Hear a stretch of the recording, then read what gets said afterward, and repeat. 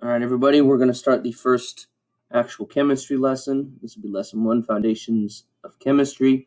At the time of this video, or by the time this video is posted, you will see the PowerPoint slides in here under support material, and you will find the actual classwork here. So you'll open the classwork, and you'll have it here with all of the questions. Make sure to pay close attention to the multiple choice. Those are graded automatically. Yeah, you don't want to get those wrong. I will be going over them in the video, so there shouldn't really be an excuse to get them wrong. All right, so let's go ahead and open up this PowerPoint. So the different types of science. So you could classify science as either applied science or pure science. Applied science, the definition explores natural products and processes for specific applications. The simple way to put that is basically just the goal of science, if it's applied, is to do stuff, to apply it to something. So the example I have here is like a chemist searching for a type of plastic to store food. What's the purpose of his science? It is to find a way to store food.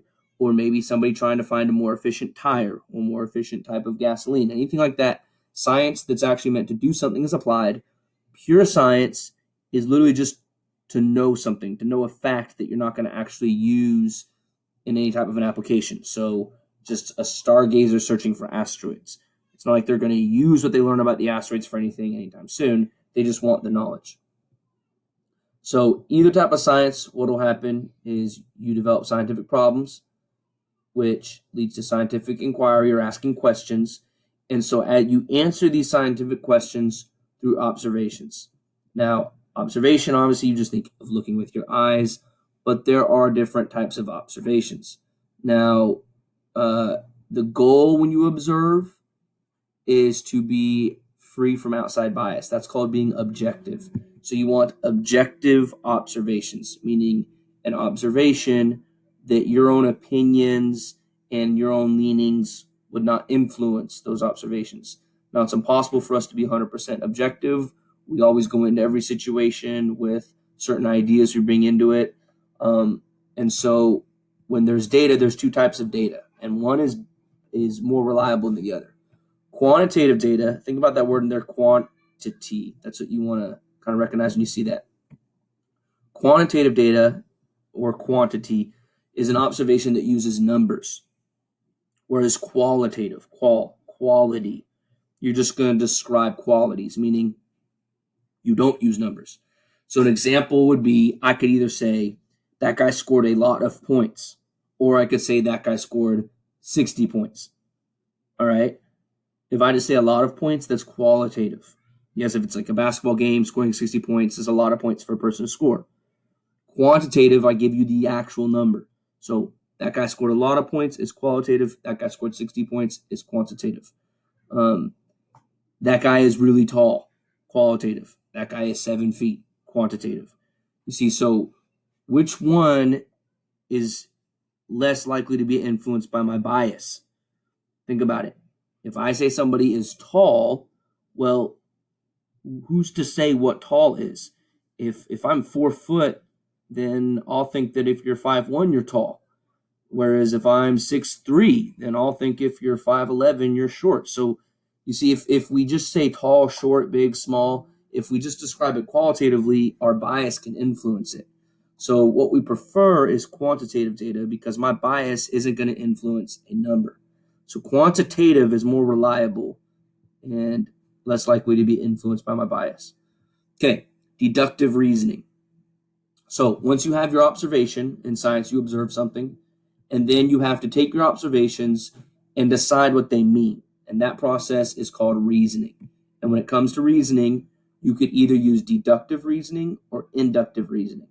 Deductive reasoning takes general statements and makes a conclusion using those statements. So the statements are things you know are true, and you use them to come to a conclusion that we know is true. So an example would be this. All matter is made up of atoms. That's a true statement. The air is matter. That's a true statement. Therefore, what can I say? Well, if all matter is atoms, And if the air is matter, well, we just said matter is atoms. Therefore, we can say the air is made up of atoms. You see that? So you just take one statement, take another statement, and you put them together to make a new conclusion. Now, in order for this to work, each premise or each assumption has to be true, but that's deductive reasoning.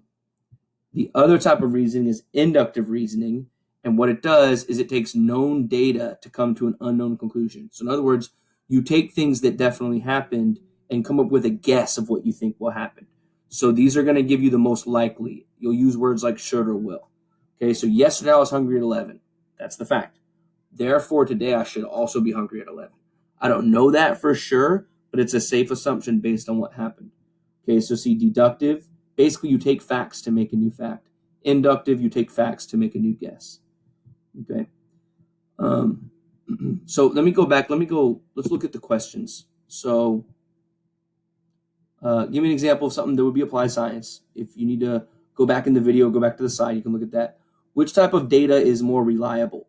Remember, which one is based on numbers? That'd be quantitative. All right. The statement yesterday, there was a cat on the fence. Therefore, there should be a cat on the fence today. Like, let's do this. Go ahead and pause. I want you to try to do 4, 5, and 6.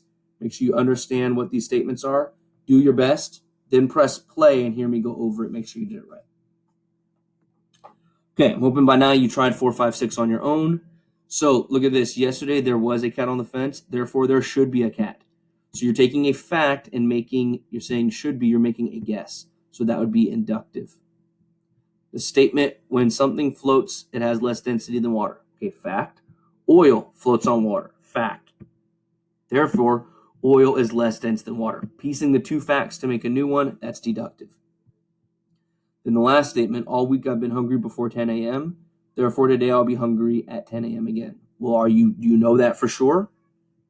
You know you've been hungry at 10 all week. Therefore, you're assuming that you'll be hungry at 10 again. That's inductive. All right. So once you have your observations, once you use your reasoning and come to a conclusion, you need to make an experiment, which is something that it's a repeatable method. So when you do something that another person could do over and over. And so what you want to do is you want to, any explanation you get out of it is called an empirical explanation.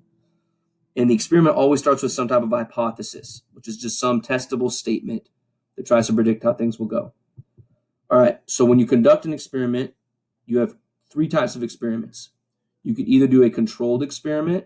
So with a controlled experiment, you're going to measure one condition at a time.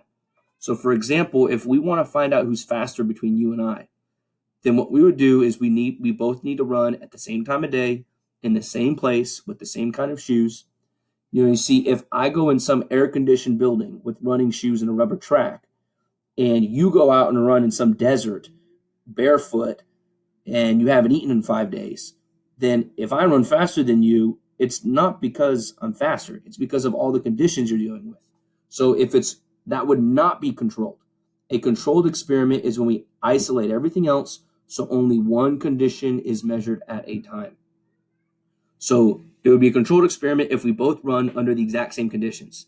It's not controlled if one of us is going through a whole bunch of junk. Okay. If it's not a controlled experiment, it's likely a natural experiment. So in a natural experiment, you don't control the situation. You just take your situations and you figure out what variables are keeping them from happening. So that would be like if I run faster than you and we go, well, why is that? Obviously, we could take running ability might be a thing. But if we look at the conditions and try to figure out what factors made me run faster than you, so we look into the temperature when I ran, we look into the type of shoes that I had, that would be a natural experiment. So controlled experiment, you get everything the same, so there's only one difference, right? So controlled experiment, we want the only difference to be our running ability. Natural experiment, we know there's a lot of differences, and we run an experiment, try to figure out what those differences are. And then lastly is a scientific survey. So with this, what you do is say if we want to test something, we want to figure out what kind of food students from NOMA like. So instead of asking everybody, say if there's 1,000 students at NOMA, we just pick 20, and we assume that 20 represents the larger batch. So scientific survey, you take a small sample from a large population and assume what they say represents the whole population. So those are the three kinds of experiments we can run. And then once you've done that, you need to establish your results. You first undergo peer review, which is where you let other scientists look at your findings. And then you produce a theory and a law. A lot of people mix these up. A theory is how you explain why something happens. The law describes what happens. So people think that a theory is a guess and a law is a fact, and that's not really the case. So I could say, like, my law would be that if I let go of a spoon, it's going to fall. That's what happens. That's my law. My theory would be why it's falling. So my theory, my explanation of why, is that there's this thing called gravity that's going to pull the spoon towards the earth. You see that? So theory tells you why something happens. Law tells you what happens. A lot of people misuse these. They just go, oh, if it's a theory, it's unproven. And the moment it's proven, it's a law. That's not the right way to use these terms. And lastly, we're left with the scientific method, which is basically what we covered right here. Scientific method, in short, you figure out a problem, make a hypothesis, you observe, test your hypothesis, you organize, analyze your data, and then you verify to see if your hypothesis is wrong or right. Scientific method is not some rigid thing that's the same every time, but you will go through a process similar to this. All right, let's look at the questions, and then we'll be done. So right here, I ask you to summarize the difference between a controlled and natural experiment. If you need to go back and look at the slides, you can do that. And then let's think about this. What type of experiment would be the best way to determine who the better runner is between two people? So would you do a scientific survey? If you're just testing two people, would you take a large batch and just pick a few? No, you only care about two people. Would you do a natural experiment? One of you, you're both under different conditions. You study what the different conditions are. No. Controlled experiment. Would you make everything the same except for the only difference being the running ability? Well, that would test the better runner. So for this one, you should be putting controlled experiment. All right, so make sure that you have all these answered. Make sure you have them turned in by 5 o'clock. And other than that, that's it for the first lesson. Make sure that you check your classwork tomorrow. We'll be doing lesson 2.